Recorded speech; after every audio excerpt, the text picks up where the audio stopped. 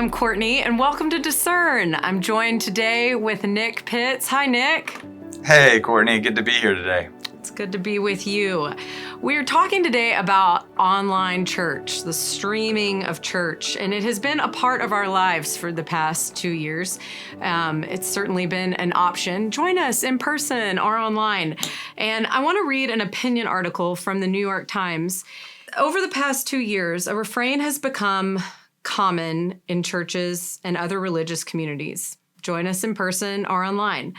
Throughout history, the mere fact of meeting together in person to sit, sing, and talk to others was never all that countercultural. Being physically present to others was the default mode of existence.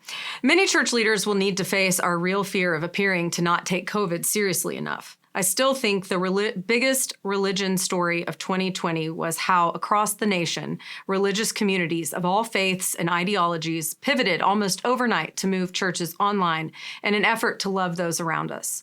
A chief thing that the church has to offer the world now is to remind us all how to be human creatures with all the embodiment and physical limits that implies.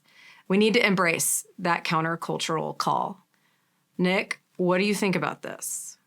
Well, Courtney, I'll tell you, I am so grateful to God. When the pandemic first started, we had no clue what was happening, and we were all unaware of just the significance of the coronavirus. I'm so thankful that we still had a chance to connect with our church family through internet and online forums. I'm so grateful that I got a chance to listen to my pastor week in and week out.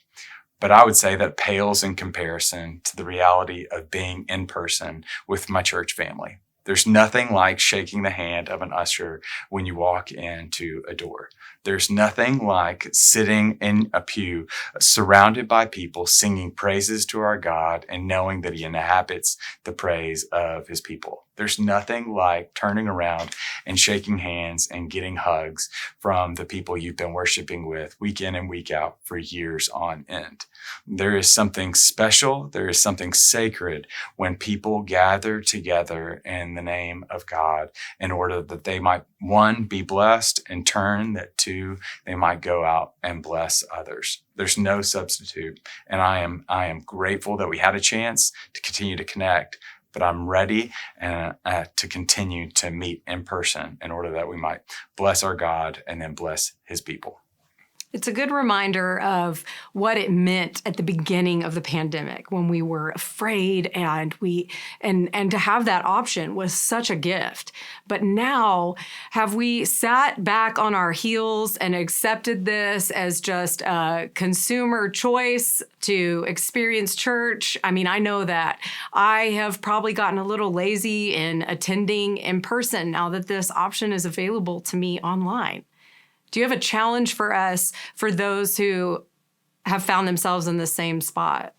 You know, I'm reminded of the dichotomy that Paul presented to the church at Philippi in Philippians 1, where he says that some are preaching, he's examining the motives out of which individuals preach the gospel of Christ. And some preach it for gain, others preach it for God's glory. But at the end of the day, the gospel is preached and he can rejoice.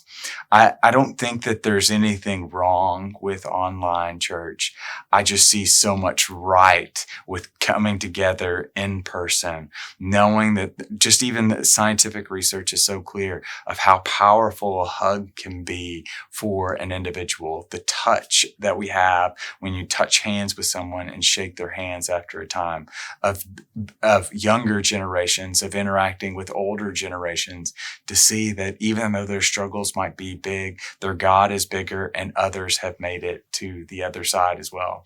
I just think that there's a richness that can't be substituted and can't be manufactured online, so that while I'm grateful for online and the ability to be able to hear and listen to my pastor and my church family, there is just something so right and so much fuller and richer with being in person. Nick, for those of us who are struggling to getting back into person, what's your advice?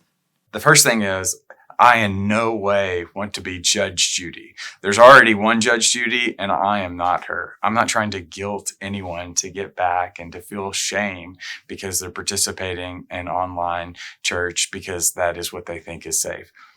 You lead your own family, and I think it's beautiful to be considerate of others. I just want to continue to offer the invitation when you feel comfortable, the invitation to recognize the richness and the fullness that comes with worshiping in person and getting back together and doing what the people of God have been doing for thousands of years, which is gathering together in person and continuing to meet so that they might encourage one another, so that their hearts might not be hardened to deceitfulness of sin, and they might be able to figure out how they can stir one another on towards love and good deeds. I think that is such an encouragement as we close out this entire week about talking all the digital things. We've talked about online schooling and working online, and we've talked about the metaverse, and we've talked about social media, and now just closing out with church. Everything we've discussed is that we need embodied community. We need a hug. We need each other. We need to see each other and the needs of each other, because we are, for all the good that these things offer us, there's a loneliness on the other side of this. And you have been such an encouragement this week on all of these fronts, Nick. Do you have any final words, final encouragements for us? I'm so grateful for the chance to be here with you, Courtney, and just to recognize that God valued a body enough to take on one. And we need to be keenly aware that he sacrificed his life so that we might have life to the fullest. And what a time to be alive and to live and move and have our being in him and to be representatives of him in this dark world. It's been amazing to chat with you this week, Nick. Thank you so much. And we'll see all of you here next time on Discern.